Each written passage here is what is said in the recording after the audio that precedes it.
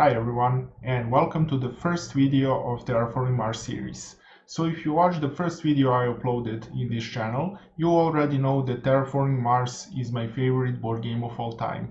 I hope that I will make a long series of videos about that game, and I was thinking about what I should talk about in the first video about that game. So I realized that the best way to start our Terraforming Mars Odyssey is to talk about the three essential things you need to know about how to win more games of Terraforming Mars. So first I will mention all those three things, and then we will talk about them individually in high detail in the remainder of the video. So the most important thing for me is how to properly evaluate your cards. The second most important thing is how to control the pace of the game, or at least know when the game will end. And the third most important thing is always play for synergies. Now we will talk about each of them individually. First, we will talk about the cards. We can divide the cards in Terraforming Mars in various ways. We can divide them by tags, so there are building tags, space tags, earth tags, etc. We have terraforming cards, mainly space events. We also have events that give TR rating, but don't terraform the planet. We also have cards that allow you to put tiles on the board. We have cards that allow you to draw more cards. We have cards that score points, etc. However, I strongly believe that dividing all cards in two main groups will allow all players, especially beginner and intermediate ones, to instantly become better and win more games as a result. You should view all cards as engine building cards or point scoring cards. On the screen you can see 12 engine building cards. They are all different, and you can probably spot 3 cards with points on them right away. Didn't I just tell you that there are two groups of cards, engine building and point scoring?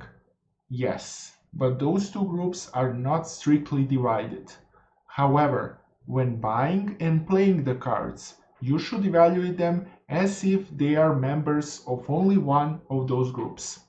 Let me explain. Let's take asteroid mining as an example. It costs 30 MC plus 3 MC to buy it, and it gives you 2 titanium production, which is equivalent to 6 MC production. That means it will completely pay off in 6 generations. So, if you have the money, asteroid mining Gen 1 is a great play and efficient engine building.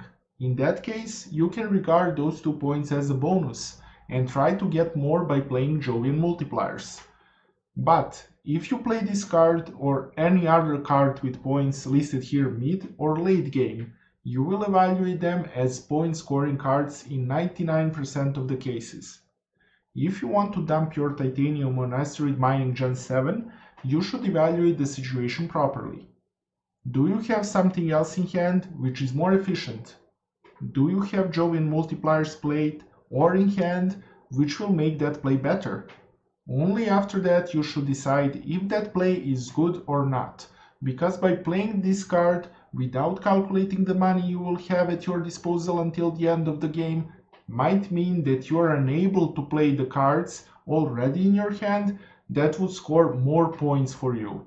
Now let's focus on straightforward engine building cards, such as Acquired Company. Acquired Company is probably one of the best cards in your starting hand. It is universal, and it is highly efficient if you play it early in the game, and it has a nice earth tag attached to it. Let's assume that you are not a reactor and you don't have any other discounts on this card. You need to buy it for 3 MC and play it for 10 MC. So, you spend 13 MC on this card, and you will need 5 generations to make this play a net positive. After 5 generations, you will amass 15 MC from this card, which means that you would have 2 MC at that particular moment of the game compared to the case where you haven't bought and played this card. In order to play these cards that are solely engine building, it is mandatory to be net positive on them, or you are not efficient enough. So if we say that the average 3-player base game ends after 10 generations, that would mean that acquired company is good to play until Gen 5.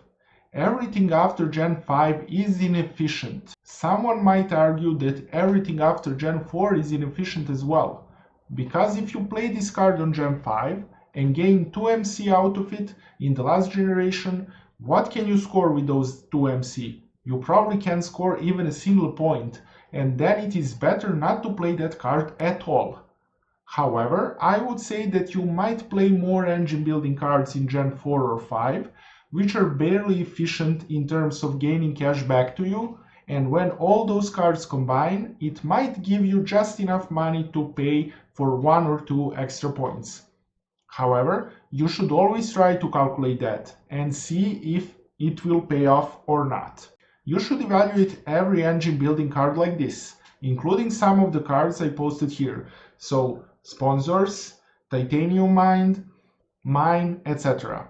However, there is a difference between investing into MC production and steel titanium production. You should never invest too much in your minerals, unless you have card draw or point cards that you can play with those minerals already in hand. Floating titanium and steel are one of the worst things that can happen in game, and no miner usually won't cover that, because it means that you overextended and threw money in the drain instead of using it for some cards that score points.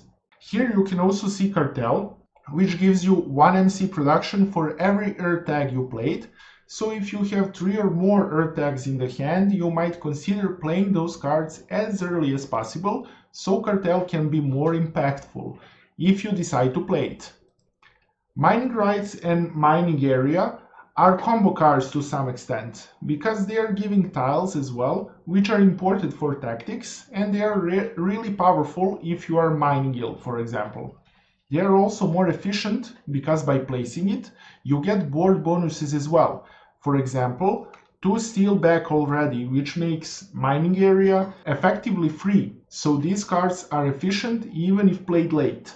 So they are also good for landlord and miner, obviously. Last but not the least, we will take a look at 2 more cards listed here, Building Industries and Fuel Factory. They may seem the same, they cost 6 MC and 3 MC to buy it, and they give production worth 4 MC, in a form of 2 steel and 1 titanium plus 1 MC. However, these cards might be very different in real games. If you have the hand full of building cards, Building Industries is obviously much better, and vice versa. Fuel Factory is more flexible, because you're getting productions on 2 different counters. Also, don't forget to include the price of the energy in the calculation. So if you want to standard energy to play one of these cards, it makes them much less efficient. One other thing is important. If you have a steel and or titanium engine going already, and you don't have many targets for that in hand, playing engine building cards with minerals even late is not a horrible idea. Although we already said that it is not that efficient. But if you are already in that situation, don't hesitate to do it. You can then cut the expense on those cards with minerals, because you wouldn't spend them otherwise, and calculate the value of the card based solely on the MC you spent for it. You should evaluate every card using this formula, even the cards that give you plant and heat production. You evaluate those cards based on the expected bumps on oxygen and heat tracker by playing them. However, always have in mind that your opponents can strip you from your plants and that there are many asteroids in the game that score points more efficiently and faster than you would get by investing in heat production.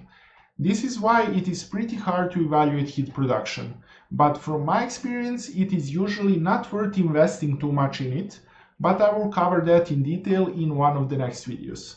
Energy production should be evaluated differently. When you evaluate energy production before buying energy cards, think about how you want to use them. If you have a card that converts energy to oxygen, sometimes even standarding 1 or 2 energy production is not inefficient, because those cards are very powerful. But if you want energy just to play a city tile, or above mentioned building industries or fuel factory, you should add the cost of that energy card to the card you play immediately afterwards, and then see if it is efficient enough to play it or not. Now you can see 12 point scoring cards on your screen. I tried to show you some of the best point scoring cards in base game, along with some cards that might seem great, but the conditions you will need to fulfill in order to score lots of points with them sometimes make them unplayable. In general, based on the economy and all cards you can find in base game, you should try to score 1 VP for 5 MC or less in the last generation. So this relation 5 MC per 1 VP is not strict. It is something you need to have in mind as a parameter measuring of how well you are playing in that particular game. Of course, sometimes you will get that amazing cards from the first generation on, and you will be so rich that you will just play every point card you get in the game. But in most of the cases, you will have to evaluate the cards and choose what to play and what not to play. If you move closer to 6 MC per 1 VP or more, it means that your efficiency is dropping, and it is probable that there is a person in the game who is more efficient. However, these values should be used solely as an additional parameter that show you if the card you want to play is good or not. If you don't have card draw and many cards in hand, you will just play what you have. This is for the case where you don't know where to go mid-game and you already have a huge hand while the game pace is speeding up. Now, let's focus on these 12 cards on the screen. As you can see, many cards here are events. Some of them are straightforward, such as Big Asteroid, Deimos Down, or Giant Ice Asteroid. These cards are used for hitting 0 at temperature counter, so you can get an extra ocean, or for other combo purposes, such as denying your opponent's greeneries or claiming Terraformer milestone. These cards can also be rebated in many ways, but they will always be expensive. So you should think if speeding up the game is working in your favor and if the benefits of these cards are big enough for you to play them in that particular moment. So Large Convoy, Imported Nitrogen, and Nitrogen Rich Asteroid are also events, but they are a bit different from the events we previously mentioned. With these cards you can score a huge amount of points, but you need to have other cards to combine with them. That might not be the case for Large Convoy, which can be used for plants mid-game and score the same amount of points for you as if you put 4 animals on birds or fish in the last generation of the game, if it gives you a greenery next to your city, which also hits 8% on oxygen counter, so you get an extra bump on temperature counter as well.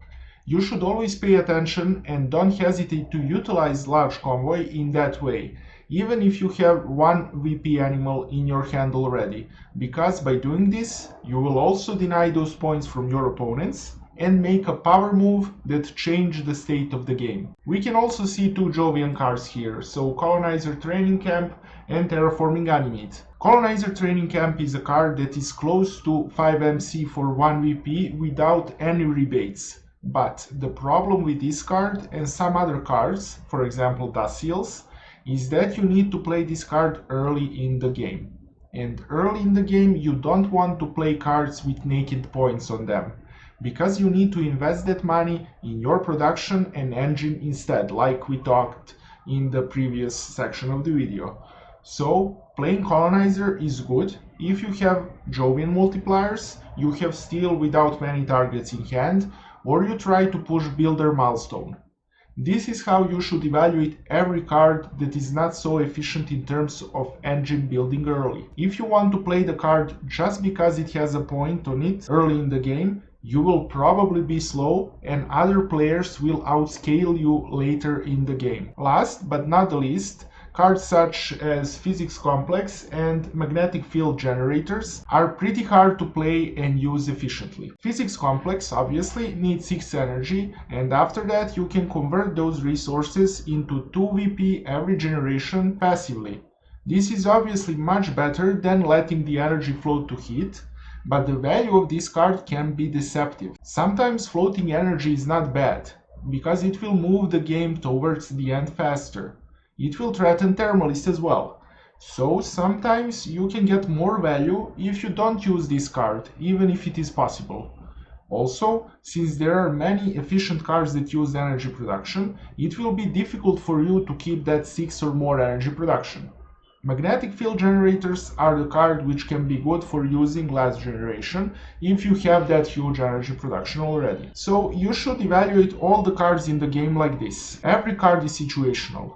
Sometimes imported nitrogen will score you 7 points, and sometimes it might give you an extra greenery when the oxygen is maxed out and nothing more. Sometimes you will have global, space rebates, aerobraking, earth office and other cards that can make this card ridiculously cheap.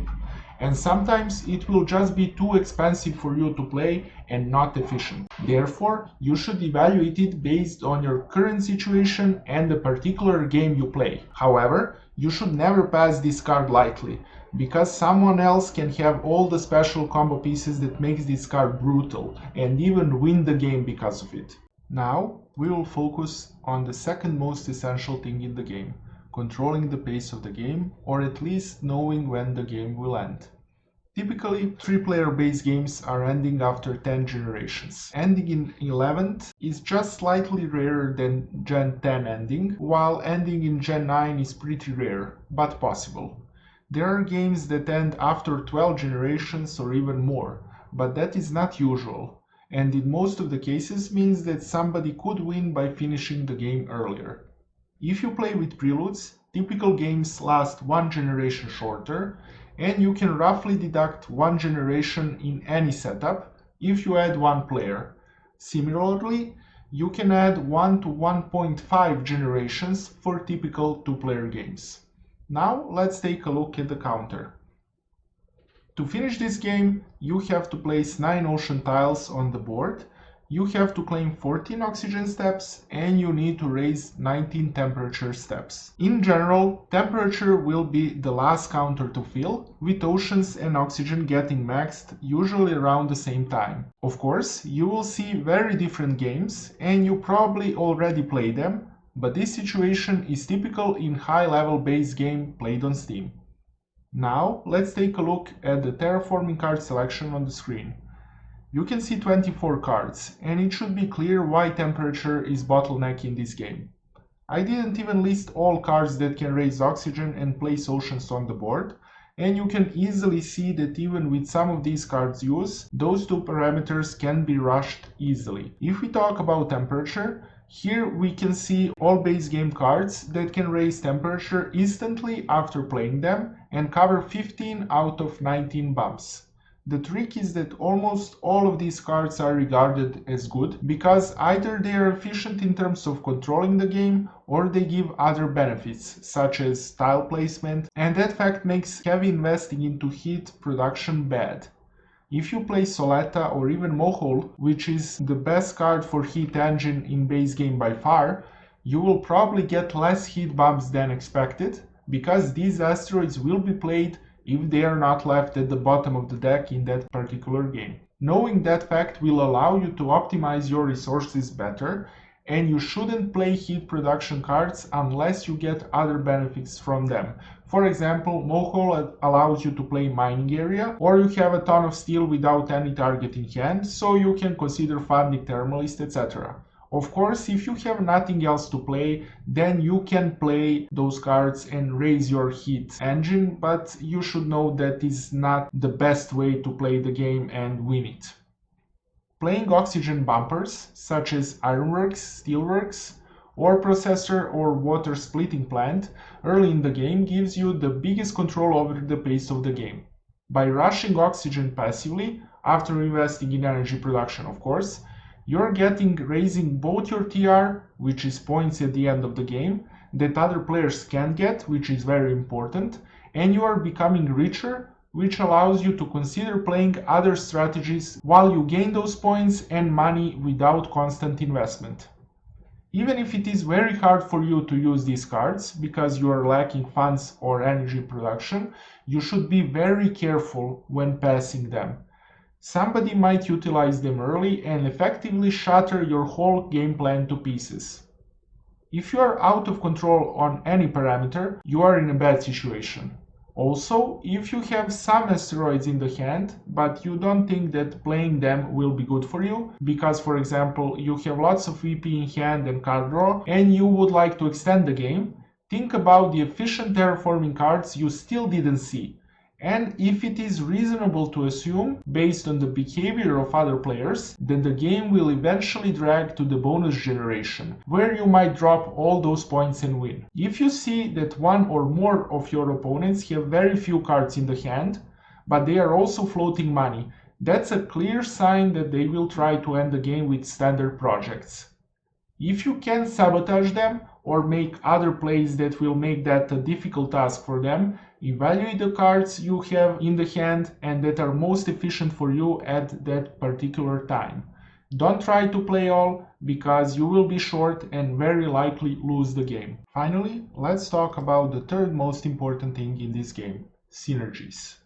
Synergies are something that is pretty evident, or at least it should be, to every player who played this game only a few times, so I won't bother you too much with it. It is also one of the most fun segments of the game, and the reason why you want to play it over and over again, to get all the puzzle pieces for Jovian strategy, or collect every powerful science card in the game.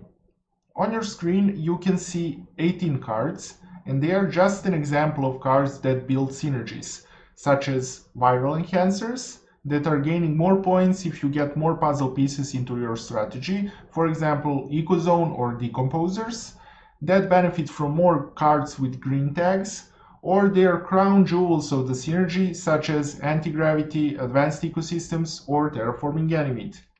The green synergy, or the green strategy, along with Jovian strategies, is particularly interesting here because it might be overlooked by some players who can pass you all the ingredients to make these strategies work, even if you start building towards it mid-game. So when you have an empty hand, or you still don't know what to do in particular game, and somebody passes you Advanced Ecosystems or Terraforming Ganymede, unless you have something better and highly impactful instantly in that draft, pick those cards, especially if you see other players building strong engines. Banking on these synergies might be your only chance to win the game. And that's about all I wanted to talk about in this video. If you liked it, I would highly appreciate if you hit those like and subscribe buttons. And of course, I would like to hear what do you think about this video in the comment section. With that being said, I thank you for watching and I hope that we will meet again in my next video. Bye!